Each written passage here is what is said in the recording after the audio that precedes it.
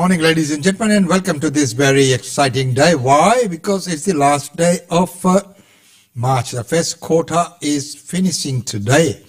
Well, is it time's flying fast or what is happening? Well, as we know, this year seems to be flying past because after COVID, there's so many functions and events that are now taking place that people are just washed off their feet trying to get from one to another. There's so much that's happening out there. It seems like that you can't get anything done, and before you get into one, there's next thing that's coming up. So there's a lot that's happening out there.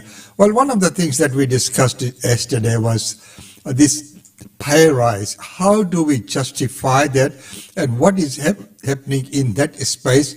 Here's Lisa. What's the justification for a push this large when we've seen inflation released yesterday actually easing off? Yeah, so it's a cost of living increase, and you're right, inflation yesterday was 6.8%, but minimum and award workers have gone backwards over the last 2 years, 6% in real terms. And secondly, the costs of the essentials, so we're talking about groceries, we're talking about housing, so renting, and also energy have gone up way more than 7%. So this is fair and reasonable for people just to tread water, basically, not to have to cut back on even more. You're looking at extending this, though, to those on awards where their minimum salaries might be higher, engineers, pilots. Why is that? Well, it's actually 6.7% of the lowest paid workers. So regardless of what profession or industry, it's the floor. So it's the people on the floor. I did see that one paper said, there's some pilots that might get a pay increase. I reckon we might be talking about like a handful of people, and to use them to say that, people who are cleaners and childcare workers and everyone else shouldn't get that pay increase, I think is a really, really weak argument. The people that are on this wage, by and large, are very low paid workers, and they absolutely need this pay increase. Yeah, what's the chance of it then doing what people have suggested it would, which is to add to that inflationary pressure? Well, the evidence is there. Last year there was a 5% pay increase, and that had no impact on inflation, none. You can see inflation coming down around the world, and the reason why, regardless of pay increases. So in the US, workers have got much bigger pay increases than they have in Australia, and their inflation, of course, is coming down too. And the reason is because it's got nothing to do with wages. It's got to do with the overseas supply issues, which are resolving themselves. The other thing is we heard employers last year carry on, and there was a whole wailing and gnashing of teeth saying that this was going to cause wages to go up, wage price spiral. Well, we know that the pay increase last year had less than a third of 1% bump on overall wage increases. So, the evidence is there, and hopefully we'll see those employers say that they were mistaken, and that this pay increase won't have those overall impacts. There seems to be different categories of employers out there. There are big employers who are posting big profits. There are a lot of small businesses, often family-run organisations, that are feeling the same kind of pains that a lot of the workers that you want to protect are feeling. So what do you say to them? Well, actually, small business are also doing way better than minimum wage workers. There's about 20% increase in their profits, which isn't as big as big business, who are really, really doing well, and unfortunately are doing well at a time when people are really, really feeling the pain. So we also see a record low number of bankruptcies and a record increase in the number of new businesses opening. So actually businesses, whether they be small or large, can cope with this pay increase. It's actually a much, much bigger risk to small business if people who buy from their shops have even less money to spend. If you don't have healthy people, you don't have a healthy economy. The federal government puts its submission in on Friday, tomorrow, I understand. How do you think they're going to react? Well, this is a lovely time for us because for the last 10 years it was just us fighting for these pay increases. I've heard the government say that they will be supporting pay increases for low-paid workers. But not what you're looking at. Well, we're putting a figure on it. I don't think that they will, but I don't think that matters. Last year they didn't either. The fact they're coming in behind and supporting cost of living increases is a positive thing. Reports this morning about a shake-up at the RBA. A lot of people have said it's a long time coming. What's your thoughts, one, on whether what we've seen happen over the last day or two with the easing of inflation, whether that'll be the end of increases in interest rates, and also, does the RBA need shaking up? I think, first of all, RBA definitely needs shaking up. I think there's a very narrow group of people that are on that board, and whenever you have people with a narrow set of experience and they're not representing or have the perspective of the whole of the community, inevitably they're going to have blind spots. The biggest blind spot they've had, or inability to understand what is happening with wages. They've just been wrong every single time they've tried to predict wage increases. That's a bad thing, because they base those predictions on what they do, and that's because they don't have anyone there who actually understands what's going on. So that's clearly a big problem. They should stop increasing interest rates. It's already hurting people far too much. As we can see, inflation is coming down as it is around the world, simply because those supply chain issues are resolving themselves. And finally, the other issue is part of the problem is that some companies are putting up prices more than they need to. This is also a problem around the world because of the concentration of some big businesses, and it'd be really good if there was some calling out of that particular issue, rather than, saying to workers, well, you shouldn't, ask for pay rises. I hate to say that, but I don't tend to agree with the lady there. I think she's a little bit misinformed. Well, on general, of course, living conditions and wages should go, but some of the assumptions and the thinking process that she has there is not quite right.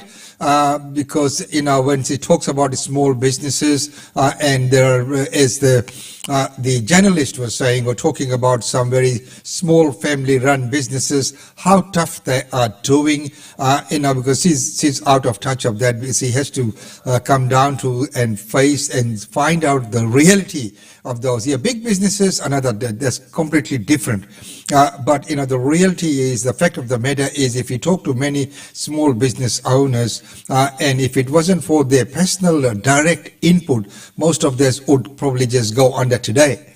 I'm talking about many of those. It's the owner-operators who put in long hours, and often, in many cases, if you look at the bottom line, end of the day, and if you look at the annual wages that have been paid out to the employees are far better in that business than the actual business owners. And for the hardship that they go through, and of course all the risk that they take, the risk losing their properties, they lose a home, they mortgage their homes, and to raise capitals to keep the businesses afloat. So I'm sad to say that lady is completely out of touch of reality. Well, right now, getting back onto the news, the Voice for Referendum is going to be introduced in Parliament. That is wonderful news. It is time to listen. Yeah. Another step on the long road to the referendum. A powerful marker of our respect for the First Nations peoples of Australia. The legislation lays out the question and amendment that will be put to the public later this year.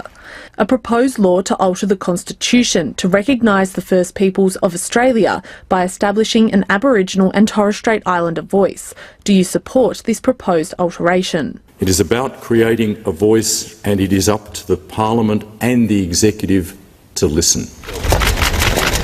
Members of the referendum engagement group making the trip to Canberra to witness the milestone moment. This is where we're up to now after a very, very long journey. We've got our bare asses on the barbed wire here. The government's still keenly aware of the challenges ahead. Those darters, those wreckers, they want to hold Australia back.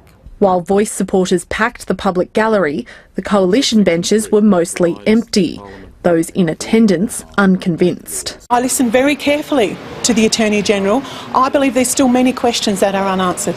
The bill will now go to a joint select committee to be examined before it reports back in May. It's all people from pretty much the same calibre of thinking.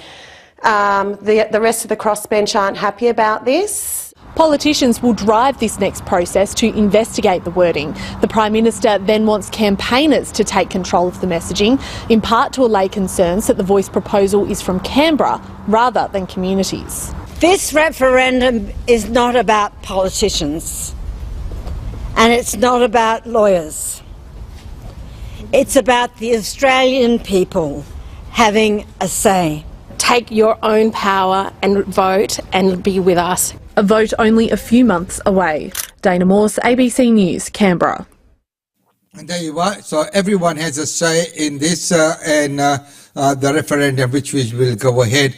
Well, right now, one of the things in Australia, as we know, has been the good old sign of the windmill. The Southern Cross, when we look at that. So even growing up as a little kid, whenever there was something talk about Australia, the outback, you saw the desert, deserty kind of land, and the tower, and the Southern Cross, and the windmill. Well, that is a dying phase.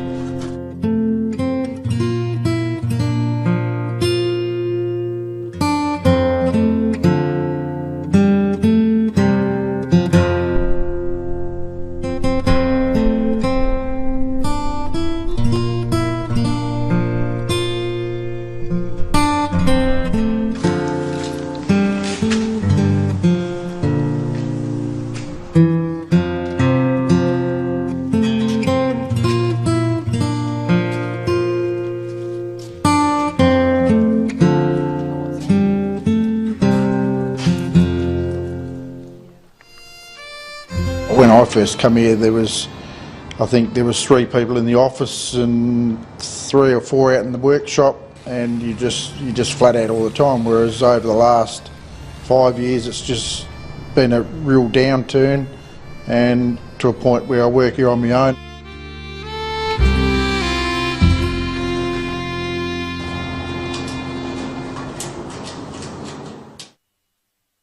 And this is what I was talking about before, that, looking at the time sheet that he had on his hand, and that putting in all that long hours and working on his own. That's a downturn. So this is the sign of times. Well, there you go. Right now, another good news, which I'm going to be sharing with you, is, as we know, we are part of White Ribbon, and we advocate for raising awareness of domestic violence and trying to curb that within the community by raising awareness, especially men's violence towards women. I know there's the counter oppositions as well, but the counter cases being put forward as well. But one of the things our finding was that alcohol always drove this. So with restricting alcohol in some communities, what sort of impact have we had? Here's that report. First came a peak, now a dramatic fall. But all agree there's still a long way to go. I think crime's about the same as it was before. It was high before, then it sort of dropped a little bit. I do understand when there's alcohol involved, the dynamics of the environment change. I don't know if there's been any improvement. I wouldn't say there is. I still make a decision to come into town based on what days is safer and what time of the day and stuff. After months of high levels of hospital admissions, the new figures show presentations have plummeted in Alice Springs since alcohol bans came back in.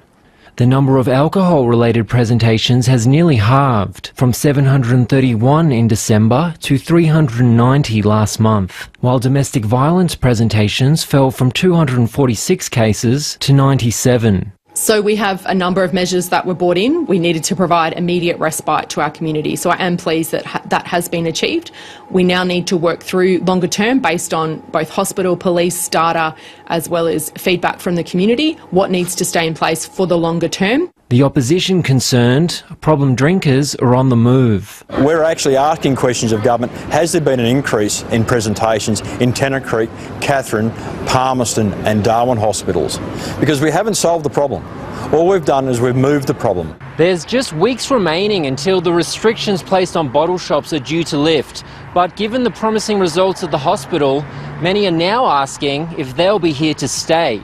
The government says it's watching closely before making a call. Lee Robinson, ABC News. Well, of course, people have their basic right to drink and whatever, but looking at those figures, you can't ever argue with figures. You put the facts and figures on the table, and that way you can put forward a compelling case. And in this case, that has been proven. So well done, and I think we will be making a statement on that through White Tribune Australia. Well, ladies and gentlemen, right now we're coming on to the weekend, so let's take a look at what's going to be happening this weekend.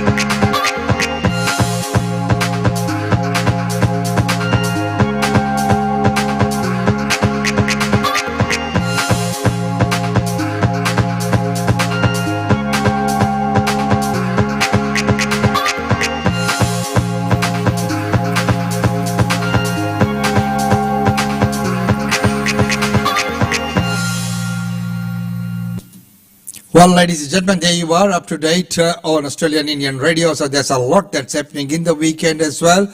And I hope that you have a pleasant weekend. We will be back tomorrow with the weekend edition. And as usual, it's always wonderful to have your company. And of course, today is... yesterday was Ram Navami, so today is technically Dashmi, and there will be some celebrations and things taking place, but wishing everyone all the very best. And until tomorrow, it's goodbye from us.